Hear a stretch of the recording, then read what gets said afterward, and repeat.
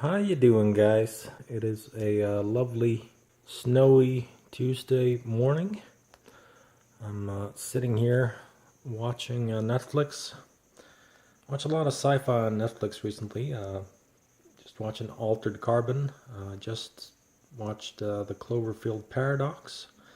And I also watched some Star Trek Discovery. So I feel like we're having a real sci-fi start to the year. Or maybe that's just me. But house is unusually quiet, so I thought I'd actually film something in the upstairs living room for once. And I'm going to talk about some Steelbooks that I bought, which are right over here. You may hear the dishwasher going in the background there. Hope you're okay with that, because, yeah, you're just going to have to live with that. So first up, the Raid and the Raid 2. I've been waiting for an edition like this for a very, very long time, a number of years actually. If you're not familiar with the Raid movies, these are Indonesian martial arts action movies that are just fantastic. Really, really goddamn good movies. It's about a cop called Hama. The first one is pretty similar to Dredd, if you watch the Carl Urban Judge Dredd movie. It's about a special tactics team that are sent to investigate a high-rise building. It's packed full of bad guys, and they have to ascend and survive, and that leads to a lot of really brutal and fantastic martial arts fight scenes. Second one is a bit more elaborate. It's more about organized crime and stuff. I'm not going to get into that. But if you haven't seen the Raid movies and you like action movies and martial arts movies in particular, then you need to see these movies because they are just fantastic.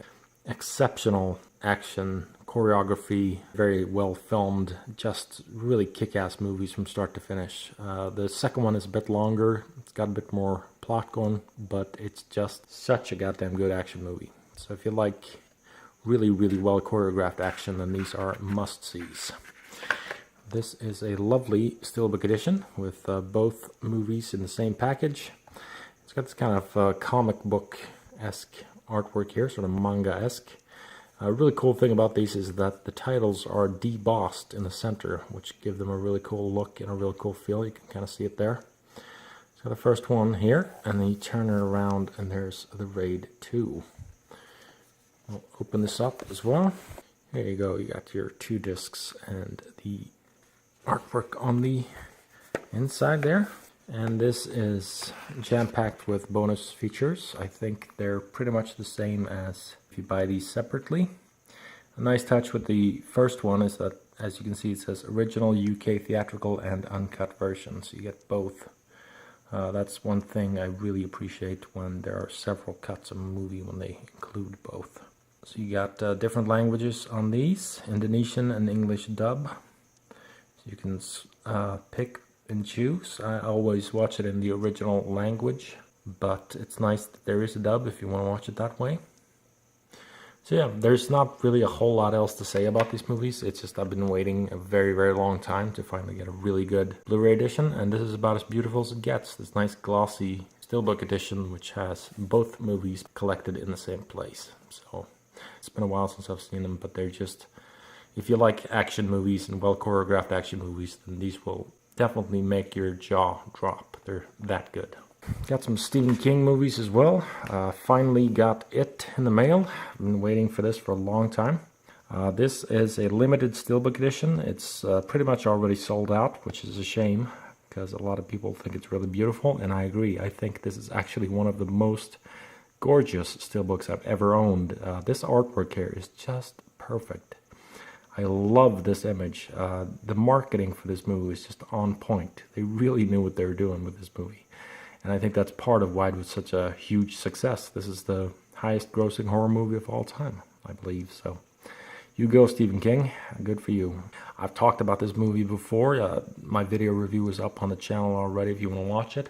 I did rewatch this, though, not too long ago. And actually, I liked it even more the second time I watched the movie. It's still not flawless, it's still not like perfect or anything like that, but it's very entertaining, and I think they did a lot of things right in this one. But there are things I would have liked to change about this. I think I would have wanted a movie that was a little bit more grounded, so to speak. I think there are too many musical montages, and I I don't know. I think everything is sort of pushed up to 11. Everything is exaggerated, and even the scenes where the losers are just around their parents feel very, very exaggerated. Like Bev's father and Eddie's mother and all that. It's very like they live in these dark, sort of cavernous houses, and it's all very, I don't know, like they're evil monsters themselves. So I think that shouldn't have been quite as exaggerated. That scene, like where the blood comes out of the drain and it just covers the entire room. I'm just like, was that really necessary? Did they really have to push it that far? It's just, so yeah, stuff like that I irks me. But other than that, I think this is overall a very good, entertaining horror movie. So got a lot of things right. Beautiful, beautiful steelbook. Like I said, I would put this poster on my wall for damn sure. This could be the cover of the book, or you know, it's just perfect, gorgeous. Got a little Georgie there, and his shadow is of course Pennywise, because that's not the real Georgie. We all know that it is using Georgie as a kind of tool to scare and mess with Billy's head. So have a look at the back here. Same bonus features as All Over the World. Nothing, no huge difference here. It's the exact same disc that you get All Over the World.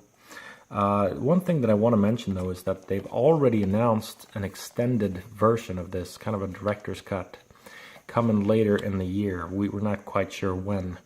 So I think they're going to do a full Lord of the Rings with this one. I think that we're probably going to see a theatrical cut early in the year. Later in 2018, we're going to see an extended cut of Chapter 1, which this is, It Chapter 1. Then in 2019, we're going to get the theatrical, version of Chapter 2. Then maybe in early 2020 sometime, we'll see the theatrical cut of that on Blu-ray. Then we'll get an extended cut of that. And then I wouldn't be surprised if in like 2021 or 2022, I know that's a long ways off, but we're probably going to see some kind of super deluxe box set where they edit both movies into one ultimate cut, or they include both movies or something like that. So that's just my timeline. That's how I think it's going to go. So all I'm saying is, if you haven't bought this yet, but you're looking to buy it, you may want to hold off, just like rent it for now. But this was just so goddamn beautiful that I couldn't resist, I'm a die-hard Stephen King fan. This was the first major Stephen King book that I ever read as a kid, and it's still my favorite novel to this day. So of course I had to have this, And I do think it's a very good movie as well. Whoops. That's okay. We'll have a look at this. Georgie's boat on the back, just beautifully made, really on point. That's all I can say about the packaging and marketing. There's the disc, and if you remove that, you got Pennywise's little leer. He's I'm not going to show that off, but yeah, that's it.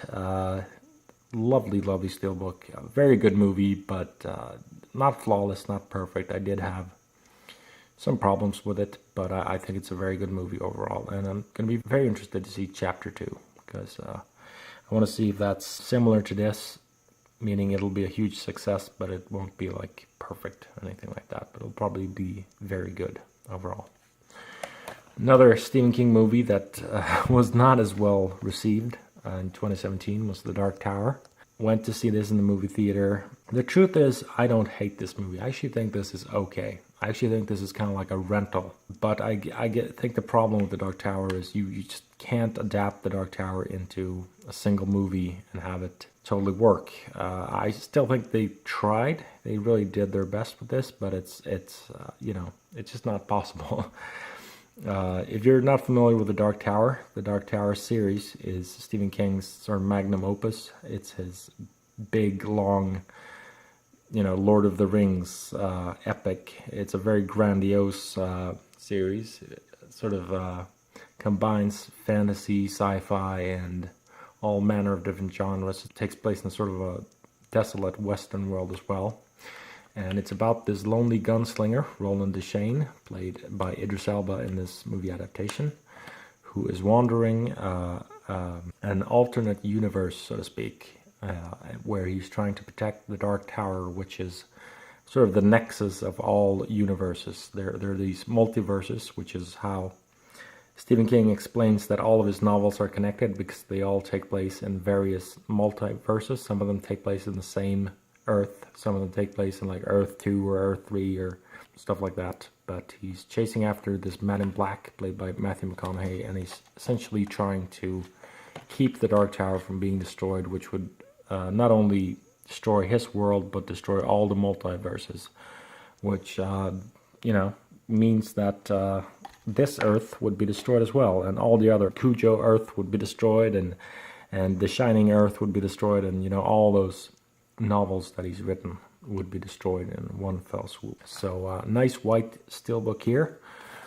Have a look at the back. There's the man in black, and there is the red mark of the Crimson King, who's the ultimate Stephen King baddie. We never see him in this movie, but we do see Matthew McConaughey's man in black, who comes across as a little bit funny in this, I think. Unintentionally funny, but funny nevertheless.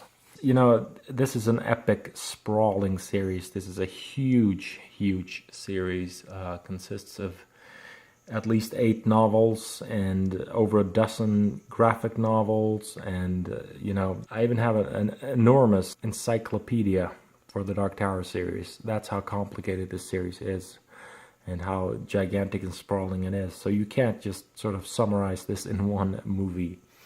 But for what it's worth, I still enjoy this movie. I actually thought it was pretty good. Not like amazing, but I didn't hate it either. I didn't think it was that awful. I recognize what they did, which is they had to whittle it down and they had to combine elements from different novels, and they had to make a movie that was pretty dumbed down and toned down so that it was just a simple, funny action adventure that you can watch for 2 hours. And that's what this is, essentially. I think they did a pretty good job. It's actually got all the sort of key elements in this, a lot more than I was actually expecting. But they don't go all out sort of metaphysical as in the novels. They don't explain every aspect of this universe, and there's just a whole lot more to the story that you're not seeing here. I knew that the Dark Tower is going to be tough to make a movie out of, because if you're a hardcore fan like me, then you're never going to be fully satisfied. You're going to be like, where's this character? Where's that character? Where's this scene? Where's that scene? Where's this concept? Where's that concept? There's so much stuff missing, so much stuff you want to see. Hardcore fans or constant readers will probably feel that way, and they'll feel like they betrayed the characters, or they're dumbed down or simplified or stuff like that. But on the other hand, people who have never read a single Dark Tower novel need to come into this movie and understand it too. And when I watched this movie, I felt like they had dumbed it down, toned it down, so that people who were not fans would be able to come in and understand this on a glance. They'd be like, okay, I get this. It's kind of like, fantasy sci-fi adventure. I get it. It's not super complicated.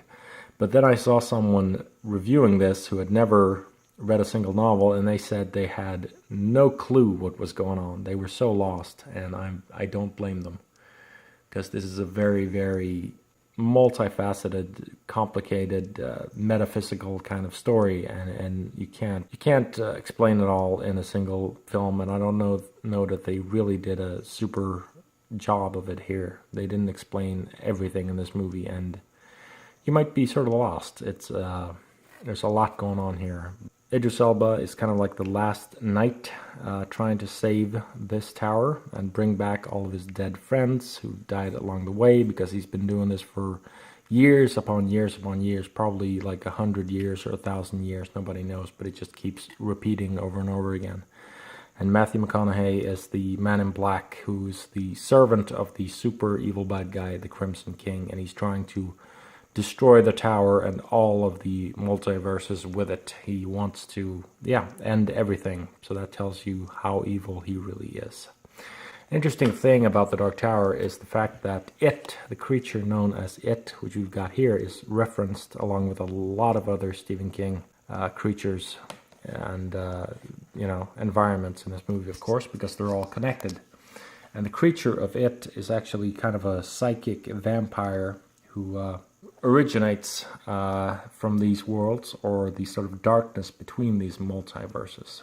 People tend to think of Pennywise or it as this kind of alien creature, but it's actually more like a monster from another multiverse. So they are definitely connected. There is it's cool when you're a real Stephen King fan because you will pick up on a lot of cool in references here. There are a lot of references to his work, his movies, his novels, all that stuff, if you keep your eyes open. And I thought that was a really nice touch because it is a big part of the novels. It's a lot of Stephen King novels will reference back to this or reference to one another, and it's all sort of part of this big overarching universe. So I thought that was a very nice touch.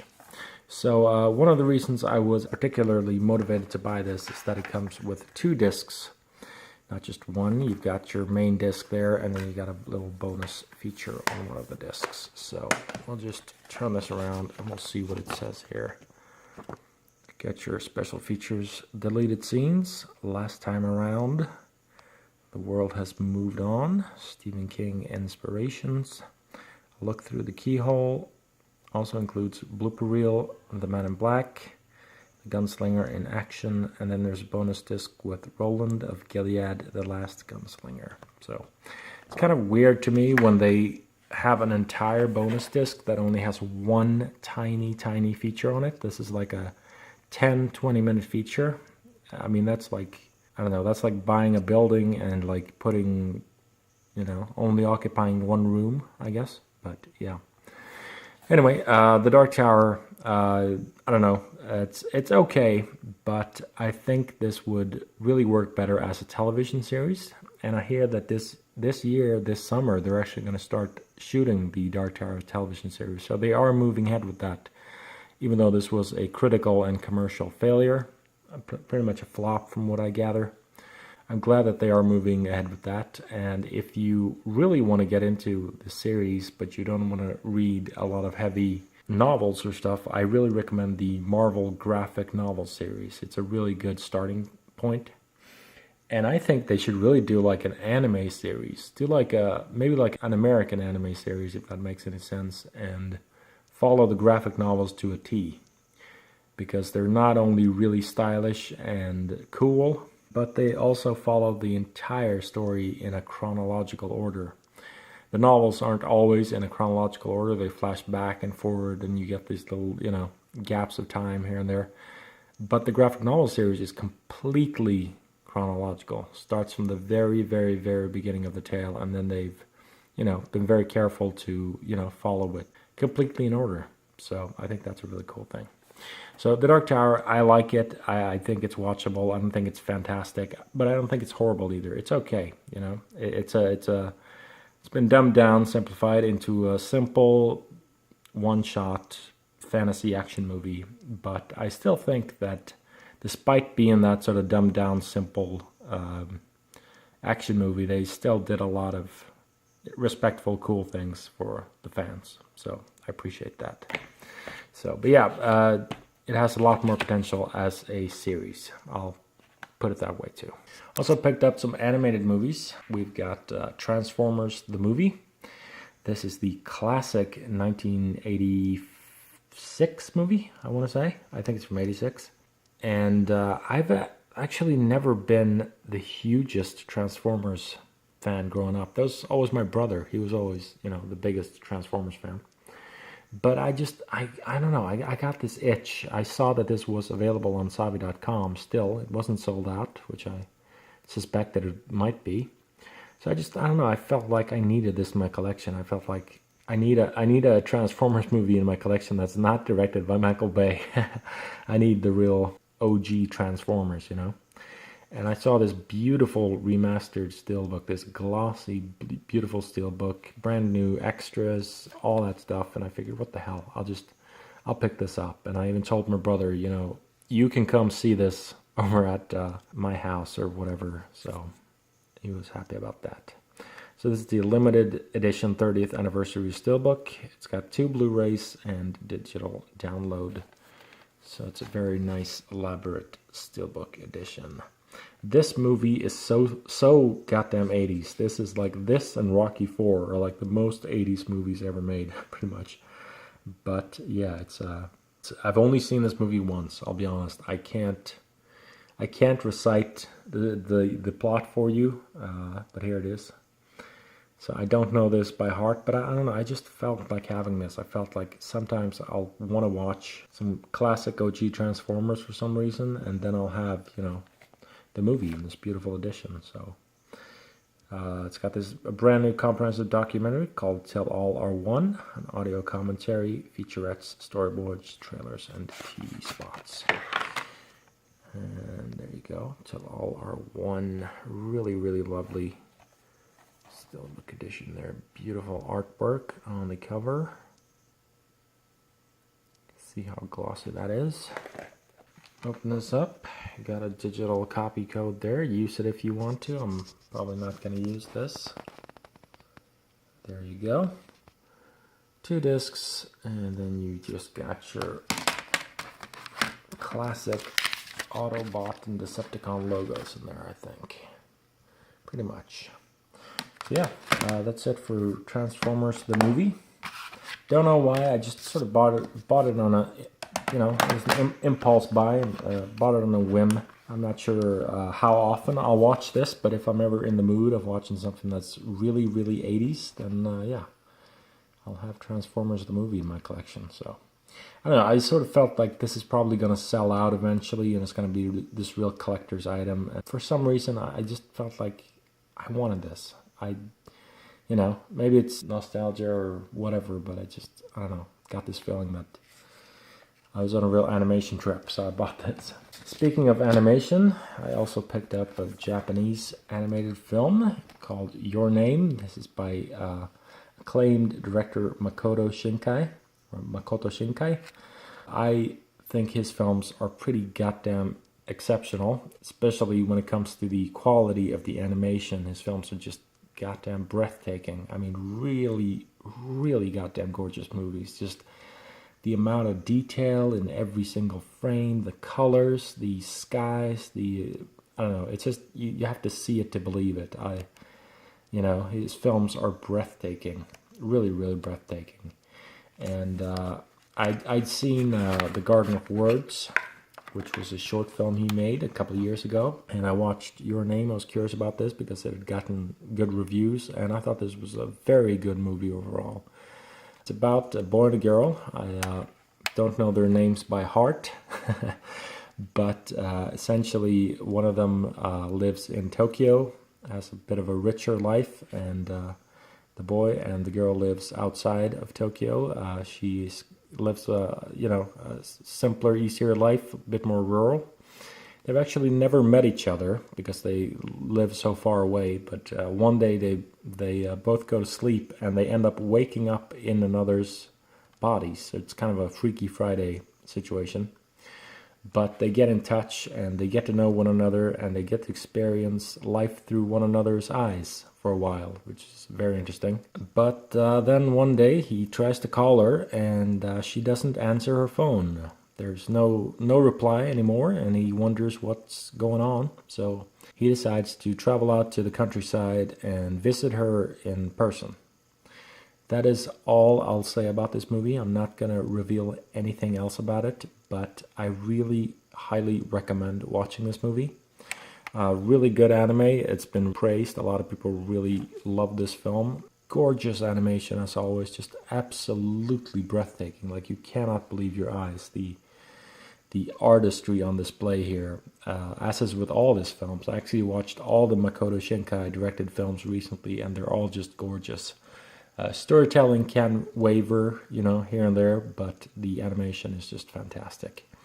The thing about his films that I tend not to like is that they get a bit sentimental sometimes. These are very, very emotional. They're very, very sappy films, and there's a lot of like J-pop ballads and crying, and like, you just have to see it for yourself. You'll see what I mean, but it's very exaggerated in that regard. And I don't mind that stuff, but he just takes it too far sometimes. It gets to be too emotional, too sappy.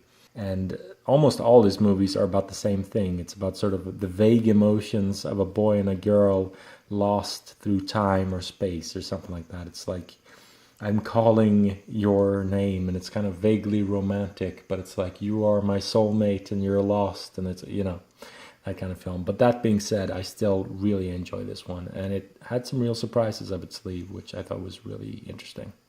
So Your Name, if you haven't watched an anime and you want to watch something that's dramatic and romantic and still pretty engaging, then I would highly recommend this. And if you're an artist of any sort, if you paint or draw or do anything of the sort, then you should definitely see this movie. And check out his other movies as well, like The Garden of Words. He's got one called Journey to Agartha. The original title is a bit longer. I think it's like Lost Children Who Answer Voices from the Underworld. What's the title of that? It's something like that. I'll put it up on screen. I'm blanking right now, but that's also a really gorgeous film. But I think this is a good one to start with. This or The Garden of Words. Check these out. This is a really beautiful edition. You can see this beautiful glossy steelbook here. We'll pop this open. It comes with 3 discs.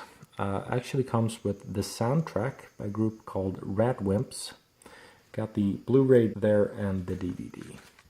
And as always with these releases, I really appreciate when you can choose between Japanese and English. And as you can see, it has both Japanese 5.1, Japanese 2.0, English 5.1, and English 2.0.